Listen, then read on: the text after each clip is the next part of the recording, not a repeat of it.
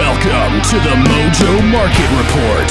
Here's your hosts, Dave Sturchio and Chris Gueci. Good morning and welcome to another episode of the Mojo Market Report. Welcome back.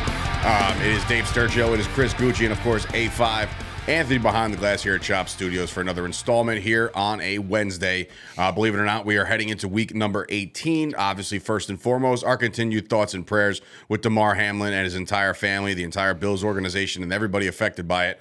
We hope he's on the mend. You hear better news as time goes by, but again, it's a waiting game, and we all just kind of have to sit back and hope for the best. So, again, that's what we're doing over here. We're hoping for the best, but there is NFL Week 18 action heading your way. The NFL has decided to proceed with everything like that, so we will proceed as the following as well. Week 18 is got loaded playoff implications for some teams, but some teams already, Chris, have been knocked out. Once again, we're going to cover and continue our coverage with the eliminated teams today as we start with the New Orleans Saints. Believe it or not. Nolans, believe it or not, dude, they win their game last week. And because of everything else that happens around them, they're toast. It's over. Because they haven't won many other games this season. Right, The exactly. Saints have actually played. They've had a more up and down season than I thought, but mostly down. And obviously they're eliminated. So here we go, talking about the Nolans Saints. So the Saints obviously do the Cowboys in the NFC East a favor last week. But again, the Buccaneers win their division. The Packers win their game. Unfortunately, the Saints season is over, and there are questions as far as the Mojo Market is concerned, which guys are going to be going in on, which guys are going to be kind of not being interested in. They have some interesting situations. Now, again, this entire season, we're going in knowing that what we thought we knew was Jameis Winston was the guy, right? Jameis Winston was the guy going in. He was coming off the injury. Was he injured again last year? He was. So there was more injury to discuss, but then all of a sudden the switch was made to Andy Dalton, and they rode that train the entire way. The Red Rifle was the guy the rest of the way. Now, here's a problem. Andy Dalton's a free agent. Do you foresee the Saints coming back and saying, he's our guy, we need him back? I just think it's not. It's over, anything, right? I don't know if Jameis is signed to a 1 or 2 year deal. Is he also a pending free agent? No, he is not. Because I don't know if Winston was benched on the outset because of poor play. I mean, it was poor play for sure, but he also had some fractures in his spine. So if he comes back healthy, maybe there's a little bit of an idea that Jameis could be the guy in New Orleans. I don't think that's going to be the case. I think they're going to have to figure something out. There's some vets out there, but it's not a good spot. That's their only play, I think, is the vets, because you're not going to be able to get a primo quarterback in the first round because the Saints do not have a first-round pick. Unless they're able to maybe make some type of deal that's – I don't even know if they have a player that would be – To get into the first round? To get into the first round. Lattimore? Cameron Jordan? I don't know. Like, these are staples of that team. But there is other situations that are happening outside the quarterback position for the Saints. Clearly, Alvin Kamara had himself a decent year. I'm not going to say he fell off the face of the earth, but there was a lot of weird vibes going into the season with Alvin Kamara because you didn't know. He got into the incident last year at the Pro Bowl and knocked somebody out, blah, blah, blah. There's a suspension looming, man. There still is a suspension looming. What I'm thinking is this. He's 18. We think. Well, you Maybe would not. you would have to assume it. The NFL works in ways where it's just like, hey, we haven't forgotten. But I think his court hearings and stuff are in the offseason anyway. So there will be something handed down. Now, his price right now is $18.44 a share. When you look at Alvin Kamara, knowing there's some kind of impending down spike in his stats if he misses games, is Alvin Kamara an immediate short right now?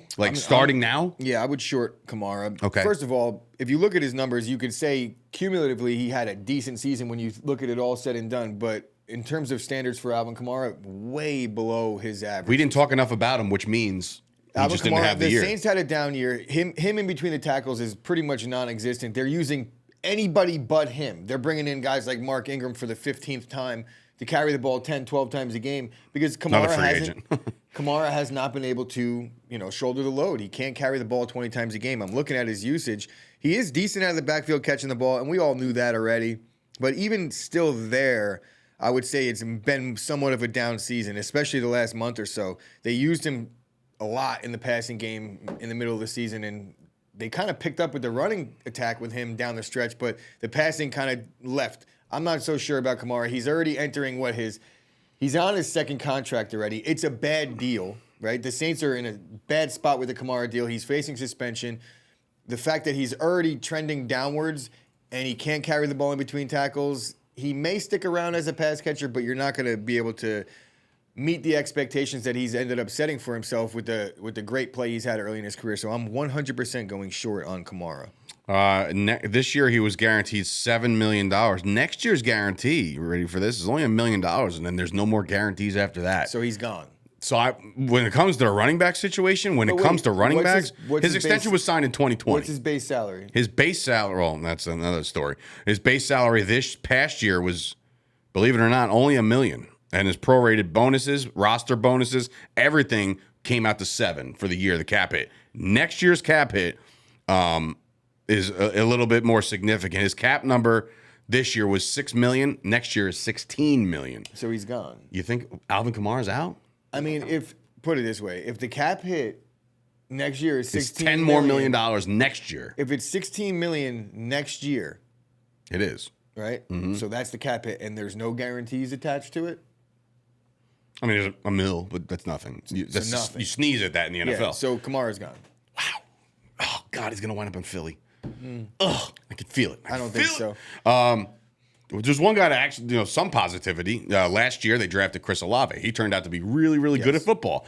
Right now, Chris Olave, $14.93. He is the 26th ranked receiver in the league, right behind Christian Kirk and right in front of Devonta Smith. His future value is what's interesting to me. It's $13.39. So they expect this guy to be up there near close to $30 a share when it's all said and done at the end of the time. No, what's he at right now? He's at $14.93. No. So he banked $1. Yes. $1 something. His future value is 13. So it's banked plus future. Mathematician over here. That's all I need. So, but they do. I mock it. He's right. But the fact remains. Yes, they definitely expect Olave to be something good, to blossom into a really good receiver. I think a pro comp right now, considering the quarterback situation, is bleak at best. And they're both from Ohio State. I hate Ohio State, but I absolutely love their wide receivers. Their quarterbacks can't play football. I think is like a poor man's version of Chris Olave. I think Olave is already potentially a better player than Scary Terry, right? But they're going to have similar situations where they're going to have to produce with a bad quarterback for quite some time because even in Washington, we don't know what's happening. We'll talk about Washington today because they're on our list as well. But that's the Saints in a nutshell. They got a lot of moves to make. They got some future decisions to make. And now that we've looked at the Kamara contract, it's almost like, yes, it might be time to short him because if he's released, you would expect the downward spike. But then when he's signed again, which again might be delayed, like what team is going to be like, sure, come on by? You know what I mean? We could be looking at an Odell situation at the end of Kamara's suspension if it gets doled out off-season wise, which I would imagine they handle all this prior to free agency and all these things so teams have a clear picture as to what they could expect. Question, and I don't know the answer to this. That's why I'm asking. So let's just say they hand out the standard 6, right? If he's not on a team, is he still serving that suspension technically? Yes, right? Yes. Okay, so as a free agent, he's technically not allowed to play for 6. I'm just curious. I said yes based on a guess, but I would imagine yes. Yeah, okay. Right? So, because I mean, no matter where he goes, he gets suspended. It's not like he wouldn't get signed immediately. Kamara would get signed immediately. You could make the case that if a guy's trying to get signed. But I don't 100%. Know. There's some... Good question, Dave. Yeah, I know. I'm full of them. All right, so moving on to the New York Football Jets, which unfortunately this past week they were eliminated from playoff contention. The Seattle Seahawks took care of their own business. They didn't have to wait for anybody else to do anything. They lost. They're done. There's a lot of talk going into this season. As soon as we started this show with Mojo and everything like that, there was a lot of hype that we were trying to build around Zach Wilson. And I'm not doing that just to kind of convince you to buy into the hype. There was hype. The Jets fans were excited about the fact that he was going to miss a couple games, but once he gets back in there, man, bang, off to the races. The Jets were going to take off. They just did not. And it just so happens that Mike White was on the roster. Joe Flacco was on the roster. Newsflash, guys, 2023, Mike White and Joe Flacco both free agents to be. So is it the Zach Wilson show? Do they make a move? But is it time right now? Because if you look at his stock, man, it went up when he got that opportunity and got back into the play. But ever since then, the play of Zach Wilson has dictated his stock price significantly down the entire time. You would never see any kind of spike because the opportunity's there, but he's not seizing the day, really. So, Yeah, no. It's, do you think Robert Saleh came out yesterday, said the confidence is still there in Zach? Zach's our guy, blah, blah, blah, right? All coach speak. It's a tough Is Zach spot Wilson to the guy be in next year? because when you're doing a disservice to yourself at this point, Robert Saleh, when you start talking glowingly about, or you start acting like you're confident in the quarterback. I understand coach speak, right? But this is the same coach speak that Ron Rivera was using when referencing Carson Wentz earlier in the season. Very true. You can't be confident in a guy that, like, we all have eyes, bro. Mm-hmm. We all see what's happening with Zach Wilson, the body language, the teammates, the way they treat him. There's no way that Robert Saleh has confidence in Zach Wilson. That's BS. I call BS on that. It's funny, just to piggyback off that, he said there was a follow-up question asked that he said that Zach Wilson needed a full reset and he wasn't able to get that full reset because of the fact that Mike White went down. We're talking about an NFL player that was drafted number 2 overall. So that was another question. Like, do you think he's fragile? No, he's as tough as nails. I feel like there's a lot of smoke right now being blown. Now it's a tough spot to be in for Saleh because I highly doubt he made the draft pick. He definitely did not make the draft pick. He's stuck with the player and he's got to defend him. But guess what? If you're in charge of making the decisions and you're in charge of deciding who plays and who doesn't, then your job is on the line as well. I think Robert Saleh gets another year because of what he's brought to the table. He did turn the defense around. Joe Douglas also maybe gets another couple of seasons because outside of the Zach Wilson thing, they've really drafted well. We're talking about all these guys. I see you listed. Breece Hall, Garrett Wilson. Must have as the question marks. Yes, they're both must haves. I think Breece Hall, maybe not right now you invest, but as we approach the season, I think Breece Hall got injured early enough in the year as to where he's going to really be fine going into the year. Maybe he'll pup early, but by week 3, 4, you're going to get Breece Hall. Is that somebody you would buy in low now because of the fact? Like I said, I would probably wait because I don't want to tie up my money for the next 4 months on a Breece Hall where he's on the mend. We got NBA coming. So I would like to play a little bit, and it's all about having fun. But 100%, I saw enough out of Breece Hall to really be invested in him. And Garrett Wilson, not only is he one of the best route runners in the league, in the class, he's arguably one of the better route runners in the league already at this point. And he showed me that when Zach Wilson was absent in terms of team leadership, it was Garrett Wilson that stepped up and got the coaching staff to make a move. He wasn't afraid to talk to the media, and he didn't do it in a prima donna receiver way. He did it in a no, I want to win. This is very important to me. Somebody's got to say something. So would you have any trepidation with the investment and the betting on Garrett Wilson's future based on the quarterback situation? If Zach Wilson is the guy, does that make you a little bit timid on getting in on Garrett Wilson? No, because he dealt with Joe Flacco, Mike White, and Zach Wilson in his rookie season on a pretty abysmal offense. And he's been pretty productive. And he's been very productive. Yeah. I know that there's been gaps where he's been absent, but that's what happens when you have an offense that can't figure things out a lot of the times. For sure. I think Garrett Wilson is elite. Garrett Wilson right now sitting there at the 28th ranked receiver on the Mojo Market. He's just a little bit less than Olave at $14.83 a share. So Garrett Wilson might be a play. Another Ohio State guy. Another Ohio State guy. Imagine that. They're, again, quarterback play. But we'll talk about one of them in a couple minutes. We'll finish with the eliminated teams with the Washington Commanders. They eliminated themselves by introducing the new mascot that they had before. I mean, that was just abysmal. They want to pay homage to the former the Hogs or whatever, and now all of a sudden Tutty the fat pig. I'm looking at him like this is just Tutty Major Tutty. Major Tutty. They haven't seen many tutties this season. So I digress with that one. And we're allowed to say it here on the Mojo Market Report because we know that the Washington Commanders were eliminated from playoff contention. Therefore, Ron Rivera, he had no idea. Yeah. So that's another situation where it was like, the next question should have been like, so Ron, now that you're about to get fired due to the way you just answered that question. I'm about to get fired? Do you think that maybe that you'll give the defensive coordinator an opportunity to be the head coach this week because you're done. You're done. He's like, I can be fired? It's like, you guys get paid? There's the argument to be made, I guess, this was made to me in on the internet. It was made to me that head coaches really shouldn't be focusing on the standings. They should be focusing on the X's and O's. And it's exactly no. You have a locker room that you have to face every day. And if you're up there talking about things like you're alive and the team's like, no, we're not. Can you imagine like It's a bad that look. locker room conversation? Like, guys, look, we're going to give it our all today, but if we do fall short, don't worry. We're still alive. I feel like, and technically they were alive for another 3 hours. I feel like the players talk about Ron Rivera like in front of him and be like, oh, you know, like you do with your grandparents and things like that. Ron Rivera, I think he's a great dude, and there's a hell of a story attached to Ron Rivera. But right now, he just started Carson Wentz with the playoffs on the line, and we're talking about him not knowing. We're talking about him not knowing his team was eliminated. But this is the same guy that going into the week made the clear-minded decision to start.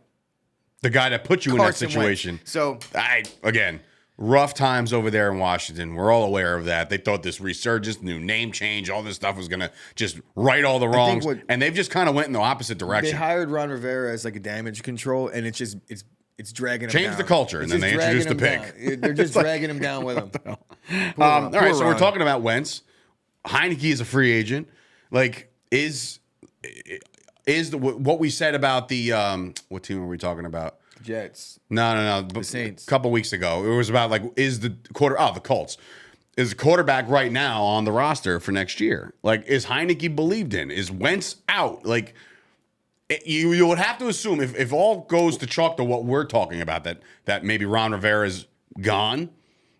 Is the new coach going to come in and say, look, none of these guys are my guys. We're going to get ourselves a quarterback, whether it be in free agency, whether it be through the draft, whatever. They do have Sam Howell chilling. He won't get any airtime for whatever reason. It's like he, pissed somebody off. Like he can't get on the field. But like I'm looking at this Washington Commanders team. Is the quarterback of the future on that team? Like, do they have to wait on Sam Howell? Like, what are they doing? Wait. How many years are you going to wait on a 4th-round pick? Sam Howell wasn't. It wasn't like they drafted him to be the starter. Dak Prescott was a 4th-round pick, and I kind of found out just based off injury. Point that I'm making is very, very seldom do you draft a guy in the 4th round at the quarterback position to be your starter. If Correct. it works out that way, great. But they had Romo, who was at the time. They had Romo and Kellen Moore, but it wasn't like he was on his way out at the time. No, that kind of happened more abruptly than Romo even thought it would. Understanding that Dak is a 4th-round pick, Sam Howell's not Dak, right?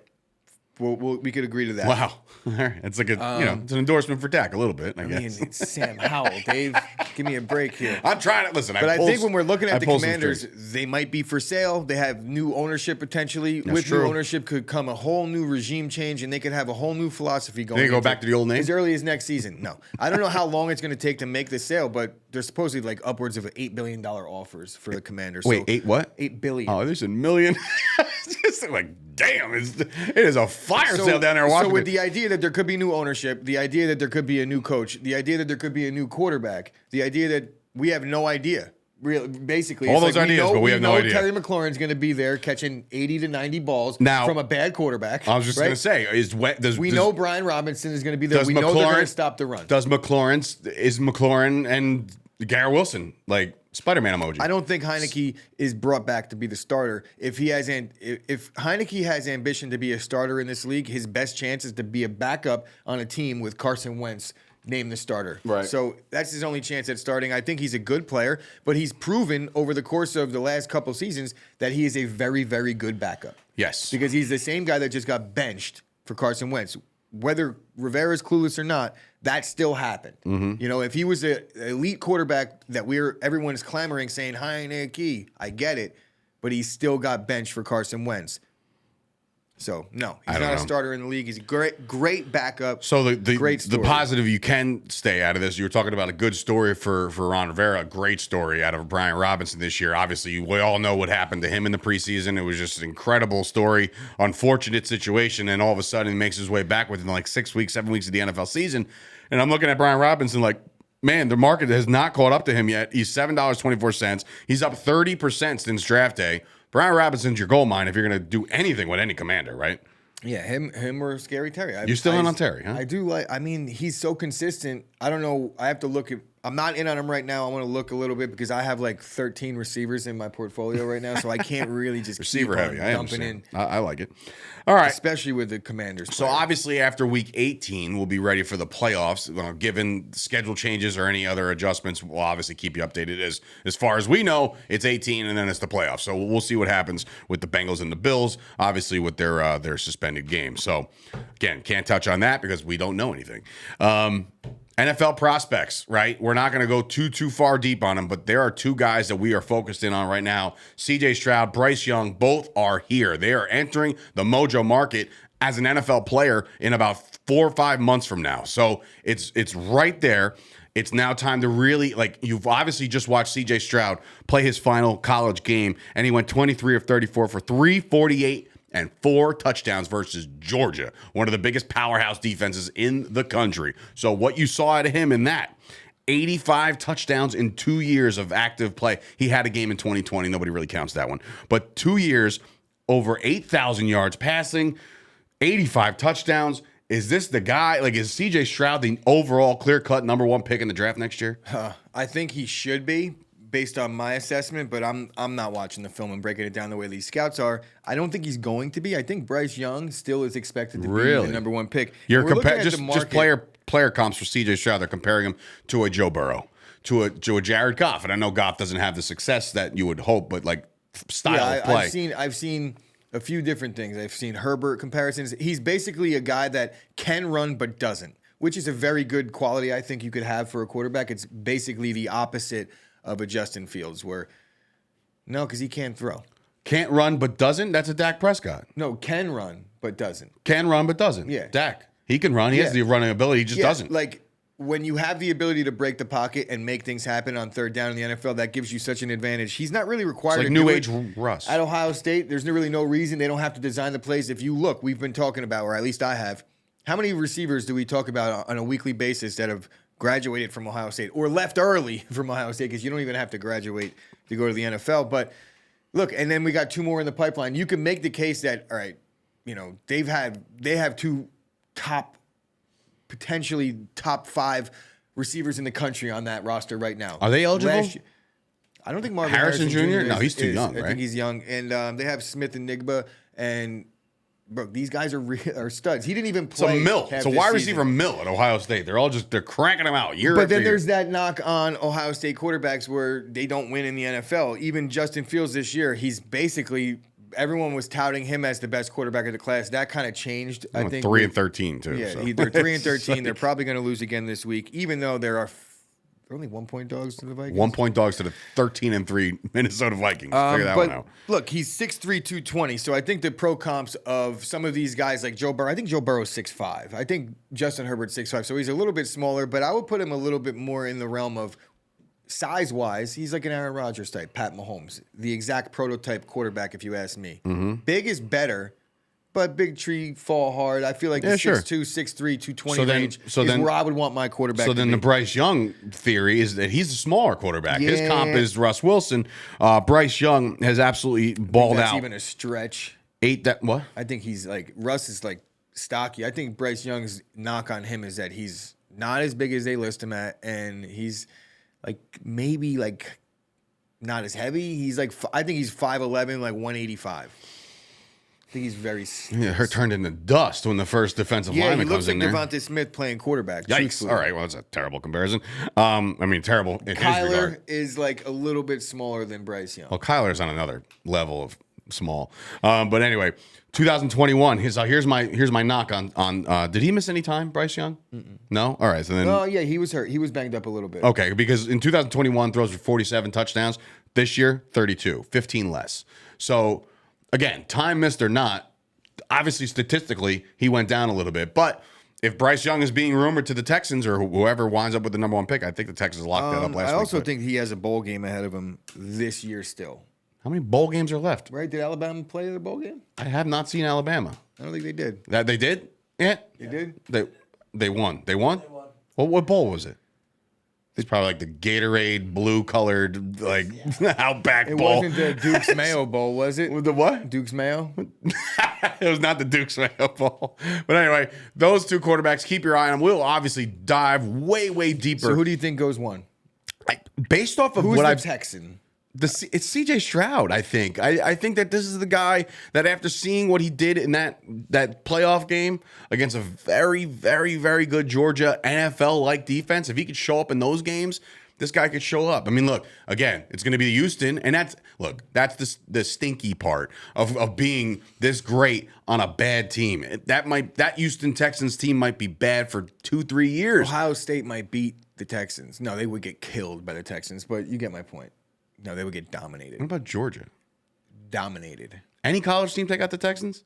Dominated. All right, so the Texans are really good at football, according to We're talking about against the league, college bro. ranks. Guys, I'm just saying.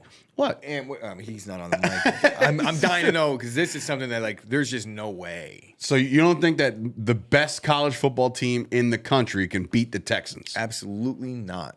Okay. There's 18-year-old kids. I just on said those okay. teams. I'm not like, okay, I don't buy it. I'm just We're saying talking okay. about like Brandon Cooks. Like who's covering him on the come on, corner here or there. there. Yeah. Wow. Anyway, so we'll obviously dive way deeper into those guys as draft season comes. March, April, May. Combine time. I can't wait until I'm not sure when it's going to happen, but it's going to very soon. Where draft eligible guys are going to be inserted into the Mojo Market, like a Bijan Robinson, maybe you were talking about Kamara. I'm thinking You're talking that's a whole other position too. Talking about Bijan, yeah, because they have the quarterbacks in the Mojo Market, but as the NFL draft approaches, it's very soon. I know that it's so you're saying because he's NFL eligible, he'll have a place on the market? Yeah, so I want to know interesting. when the running backs are coming because Bijan Robinson, I'm just going to say one crazy stat. We're not going to talk about him in depth. We don't have a market price or anything like that. He's most likely going to be the first back taken. I think he's like a Steven Jackson type. Good, nice, like it. But he also lasted like 4 days. So Steven Jackson? yeah, I feel like he was out. Oh, quick. really? Yeah, really. Yeah, look up his numbers. Go ahead. He's got like 13,000 rush yards. Crazy. In 3 years. No, he's got maybe not 13, but I think he's got 10,000. All right. And he averaged 14 yards per carry in his senior season. Okay, In so a senior, he's 14 a yards bulldozer. per carry in his senior season of high school. 14 yards. high school. But Come on. what, Dave? You thought 14 yards a carry? We're talking carried the ball 300 times this year, averaging 14 yards a carry. He's got 8,000 yards this He year. averages more yards All right, per well, carry than keep your Justin eye Fields open, keep your averages ears per to the throw. ground, and be ready because the Mojo Market is expanding in so many ways coming up. Obviously, adding the NBA, you would hope and assume. We've talked to others. That's happening, right? Like, it's eventually going to happen. More positions for Mojo. There's going to be a lot of movement on this Mojo Market Report, and the only way to get all your best sources of information, right here. Watch the show each and every day. So, follow us on all the social medias while you're at it. Please do so on TikTok, Instagram, Twitter. Please follow by, listen to me, at Mojo, MOJO. And of course, join the Discord. You could share your portfolio, tell everybody who you're going long on, maybe further discuss the college candidates that are coming out of the draft. Who are you in on? Who are you shorting? It's all there. Go over to the Discord. And yeah, that's that. So, thank you guys for watching again. Once again, it was very hard to talk football in a time like this, but again, our prayers out to Damar Hamlin and his family. So good luck to him and good luck to his teammates and everything like that across the NFL. We will get back to football week number 18. So for Dave Sturchio, Chris Gueci, of course, A5 behind the glass here at Chop Studios. It has been another episode of the Mojo Market Report. We'll be back here tomorrow.